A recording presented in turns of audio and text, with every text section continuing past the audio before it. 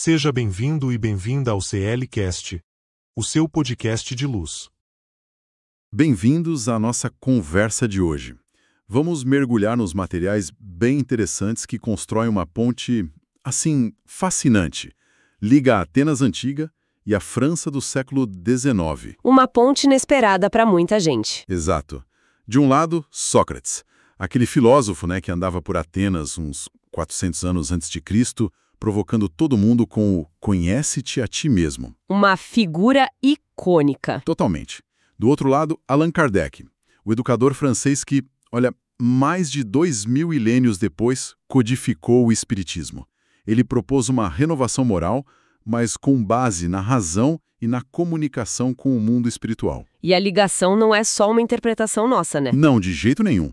O próprio Kardec, logo na introdução de O Evangelho segundo o Espiritismo, ele aponta Sócrates e Platão como, precursores das ideias que ele depois organizou. Sim, ele reconhece essa base. Então, a nossa missão aqui, explorando os textos do Kardec e alguns estudos que a gente tem em mãos, é entender por que, sabe? Por que ele fez essa afirmação? Que fios ligam esses dois mundos, que parecem tão distantes, especialmente sobre razão, alma, autoconhecimento? Olha, é uma conexão que realmente intriga, porque junta a filosofia clássica com uma doutrina espiritual que surgiu muito depois, né? Mas quando a gente começa a analisar os fundamentos, a gente percebe que não é uma coisa superficial. Kardec viu em Sócrates mais que um filósofo. Viu alguém que lançou bases para entender a natureza humana, o propósito da vida. Entendi. Ideias que o Espiritismo depois desenvolveu, claro, com outras ferramentas, outra linguagem. Mas são pilares, sabe? Pilares morais, filosóficos, que atravessam o tempo. Anterior. Ele não era um professor comum, né? Nada de sala de aula. Não mesmo. Ele ia para a praça pública, para a ágora. E ali com perguntas incessantes. Ele forçava as pessoas a olhar para as próprias crenças. O conhece-te a ti mesmo, então, era mais um método do que um conselho. Exato. Era um método radical, assim, para buscar a verdade que está dentro da gente. Agora, como isso bate com o trabalho do Kardec, que lidava com fenômenos mediúnicos, com espíritos se comunicando? Pois é, parece diferente à primeira vista. Mas o que é interessante aqui é o método e o objetivo. Ambos, Sócrates e Kardec, tinham essa convicção, sabe? De que a sabedoria de verdade não vem de fora, passivamente. É algo que a gente descobre, que a gente constrói por dentro. Sócrates usava a maiêutica, né? A arte de partilhar ideias, para que a pessoa, ali no diálogo, na autoanálise, desse à luz as próprias ideias. Ele mostrava as contradições para fazer pensar. Certo. E Kardec? Kardec usou uma abordagem diferente, claro. Observação sistemática dos fenômenos, análise racional das comunicações que vinham de vários lugares, mas ele buscava um resultado parecido. Um despertar da consciência. Exatamente. Ele não pedia a fé cega, pedia exame, análise. As obras dele, tipo o Livro dos Espíritos, são cheias de perguntas e respostas que fazem a gente raciocinar sobre a vida, a morte, a moral, levando a pessoa a despertar essa consciência moral, espiritual. Então é um convite à reforma íntima, mas pela compreensão? Perfeito. Não por imposição, mas por entendimento. E essa busca interna leva direto para a questão da alma, né? Sócrates, pelo que Platão conta, dizia que a gente é fundamentalmente alma. E que essa alma é imortal. Isso, pré-existe ao corpo, sobrevive a ele. E depois volta para um plano espiritual, o tal mundo das ideias. Isso já cria uma ideia de continuidade, né? Mesmo sem falar em reencarnação como a gente entende hoje. Correto. A ideia da reencarnação como um processo contínuo de aprendizado em várias vidas aqui na Terra não está clara em Sócrates. Embora alguns diálogos de Platão até cossem essa ideia de retorno da alma. Então, o que Kardec faz? O que Kardec faz, e isso é central no Espiritismo, é pegar essa intuição do Sócrates sobre a imortalidade, sobre a alma ser o principal, e dar uma estrutura, uma mecânica para isso. Ah, entendi. Baseado nas informações que ele reuniu dos espíritos, a alma não só sobrevive, ela volta. A reencarnação aparece como a lei que permite a alma progredir. Faz sentido. Aquele ideal socrático de cuidar da alma, de buscar a virtude, ganha um palco, um propósito claro. Evoluir sem parar, através das experiências, em corpos diferentes. E o Livro dos Espíritos detalha isso. Sim, bastante. Nas questões sobre a pluralidade das existências, fica claro. Cada vida é tipo uma escola, uma chance de consertar erros passados, ganhar novas qualidades morais e intelectuais. A justiça divina, aí, não é um julgamento final, único.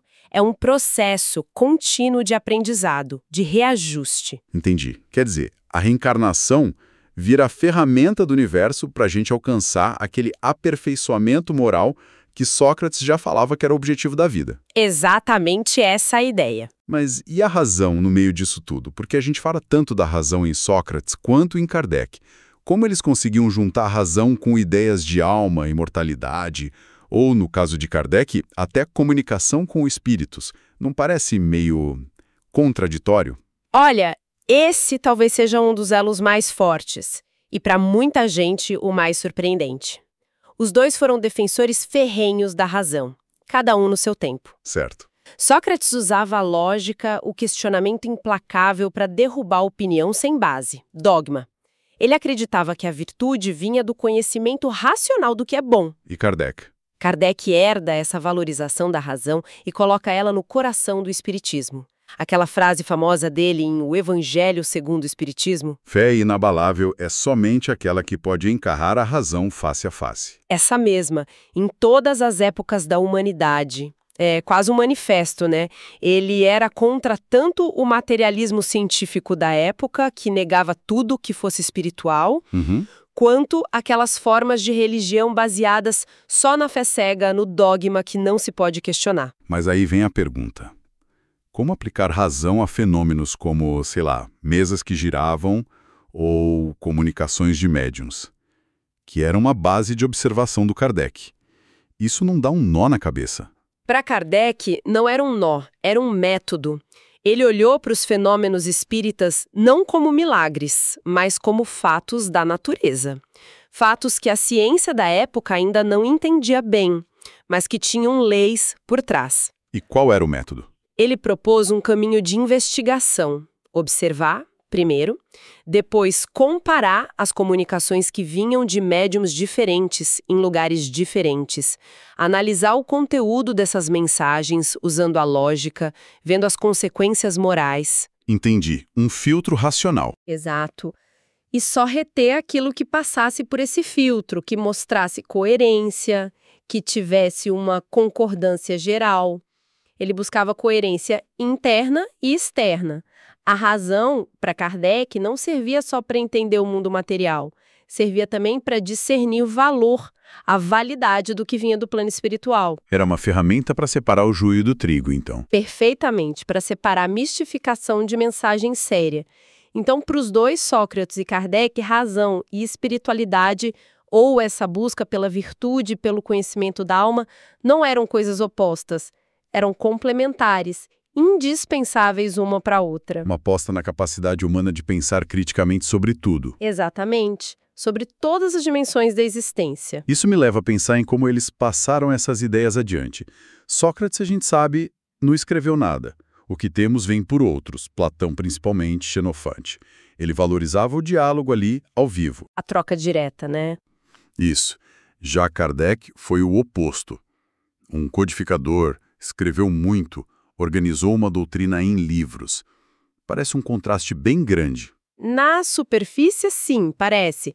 Mas se a gente olhar para a função que cada um teve, a gente acha um paralelo interessante em como eles tentaram ajudar a humanidade a pensar. Como assim? Sócrates, com a maiêutica falada, ajudava pessoas, indivíduos, a descobrir suas verdades escondidas. Ele não dava a resposta pronta, guiava a descoberta. Certo. Kardec, quando codificou o espiritismo, fez algo parecido na estrutura, mas num contexto diferente. Ele não se via como o criador da doutrina, nem como um médium com uma revelação só para ele. Ele se via mais como um organizador. Exato. Um organizador do conhecimento que estava surgindo coletivamente através de muitos médiuns. Como ele mesmo descreve nas obras, na Revista Espírita também, o trabalho dele foi juntar, comparar, classificar, sintetizar milhares de mensagens. Aplicando aquele critério racional que você mencionou. Isso, para tirar dali os princípios gerais. Nesse sentido, ele também estava ajudando a dar à luz um corpo de conhecimento, não de uma pessoa só, mas de um fenômeno coletivo. E ofereceu isso de forma organizada para a sociedade pensar criticamente. Entendi. Então, cada um, à sua maneira, foi um catalisador do pensamento. Sim, acreditando que a verdade mesmo é fruto de busca ativa, de descoberta, não de aceitar passivamente. A pesquisa da Ângela Moraes, por exemplo, que você citou, ela destaca bem esse lado dialógico organizador nos textos do Kardec, ligando filosofia, ciência, religião. E essa busca pela verdade, tanto em Sócrates quanto em Kardec, parece que tem um objetivo bem claro. A ética, né? A melhoria moral. Com certeza. Sócrates ligava direto conhecimento e virtude. Quem conhece o bem, age bem. A ignorância seria a causa do mal. Como essa visão ética de Sócrates aparece no Espiritismo? O Espiritismo pega essa ideia fundamental e expande ela para uma lei cósmica, a lei de causa e efeito, ou ação e reação. Ah, a famosa lei. Exato. O mal deixa de ser só ignorância, embora a ignorância seja uma causa importante, e passa a ser também uma ação que gera consequências inevitáveis para quem agiu. Então, o que em Sócrates era um ideal mais filosófico, psicológico? Isso, conhecer o bem para praticá-lo. Em Kardec, vira um mecanismo do próprio universo espiritual. Perfeito. As nossas escolhas morais têm um peso real, que ecoa através das vidas. O Livro dos Espíritos, lá nas questões sobre as leis morais, detalha como as nossas ações criam débitos ou créditos. E isso vai influenciar nossas próximas experiências na reencarnação. Mas não como castigo divino. Não como um castigo arbitrário de Deus, mas como um processo de aprendizado. Se você causa dor, a experiência futura pode te colocar em contato com a dor para você entender o impacto dela. Se você pratica o bem, colhe paz, oportunidades para progredir. A responsabilidade individual fica bem central aí. Totalmente. A ética socrática da virtude pelo conhecimento é completada pela ética espírita da responsabilidade pelas consequências dos atos, num ciclo contínuo de aprender e reparar. É fascinante mesmo ver como essas ideias de tempos tão diferentes conversam e se completam. E hoje, trazendo para agora, a gente vive numa era com informação demais, né? Mas parece que falta reflexão profunda, autoconhecimento. Qual a relevância desse papo Sócrates-Kardec para nós no século XXI? A relevância é imensa, talvez mais urgente do que nunca, sabe? Aquela pergunta fundamental de Sócrates, a gente está cuidando da nossa alma? Isso ecoa muito forte hoje. Verdade. A gente tem mais ferramenta para se conectar com o mundo fora, mas talvez menos tempo ou menos vontade para conexão interior. O excesso de informação muitas vezes distrai da busca pelo essencial. Quem a gente é, por que está aqui, para onde vai. E o bombardeio de opiniões, a polarização. Exatamente. Isso dificulta o diálogo racional, a busca calma pela verdade. Coisas que tanto Sócrates quanto Kardec prezavam demais. E a visão espírita, como complementaria isso? E Kardec talvez perguntasse: a gente está usando nosso tempo, nossas experiências, para evoluir com consciência? Tentando entender as causas mais fundas dos nossos sofrimentos, das nossas alegrias, que muitas vezes moram dentro da gente, nas nossas escolhas passadas. Entendi. O convite dos dois, juntos, é para a gente não terceirizar nossa busca por sentido, nossa responsabilidade moral. É um chamado para usar a razão, não só para ganhar dinheiro ou conhecimento técnico, mas para o autoaperfeiçoamento. Para questionar a própria vida. Isso, nossos valores, nossas ações. E buscar o bem não por medo ou para agradar, mas por entender de verdade a importância disso para a nossa felicidade e para a nossa evolução. É um antídoto contra a vida superficial, automática. Bom, vamos tentar amarrar isso então. Explorando esses materiais, fica bem claro que a conexão que Kardec apontou não foi algo forçado, né? De forma alguma. A gente viu elos bem consistentes. A ideia de que a sabedoria real brota de dentro, a necessidade de juntar razão e busca espiritual, fugindo do dogma. A alma como imortal, numa jornada de aprendizado. Com a reencarnação sendo a explicação espírita para o como dessa jornada. Exato. E por fim, essa ética focada na autorresponsabilidade, no aperfeiçoamento como caminho para evoluir. Perfeito. E aquela máxima famosa atribuída a Sócrates, né? Uma vida não examinada não vale a pena ser vivida. Isso conversa diretamente com o coração da proposta espírita. Como assim? Uma vida aqui na Terra, que o espiritismo vê como uma oportunidade valiosa de reencarnação, se for vivida sem autoexame, sem esforço para entender e melhorar por dentro, é uma chance mal aproveitada, quase desperdiçada. Entendi. As duas visões, a filosófica e a espiritualista, elas concordam na valorização de uma vida consciente, refletida, intencionalmente voltada para o crescimento interior. Lá em O Livro dos Espíritos, a questão 919A, sobre o jeito prático mais eficaz para a gente melhorar nesta vida, O que ela diz? aponta justamente para o autoconhecimento.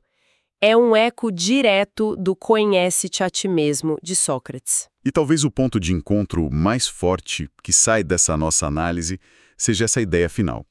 A verdadeira jornada, não importa se pela lente da filosofia grega ou da doutrina espírita, parece ser essa viagem para dentro. Sem dúvida alguma. Acho que os dois nos deixaram esse entendimento. O maior projeto que a gente tem nas mãos é a construção de nós mesmos. A melhoria pessoal não como egoísmo. Não, mas como a condição fundamental para uma vida mais plena e, no fim das contas, para construir um mundo melhor. Fica então a provocação para quem nos ouve, né? Inspirada por essa ponte entre Atenas e o pensamento espírita. A sabedoria em qualquer tempo talvez comece mesmo quando a gente reconhece que a tarefa mais essencial da vida é lapidar o próprio ser. Um desafio que não envelhece, tão relevante hoje como era há milênios. É algo bem profundo para a gente pensar a respeito.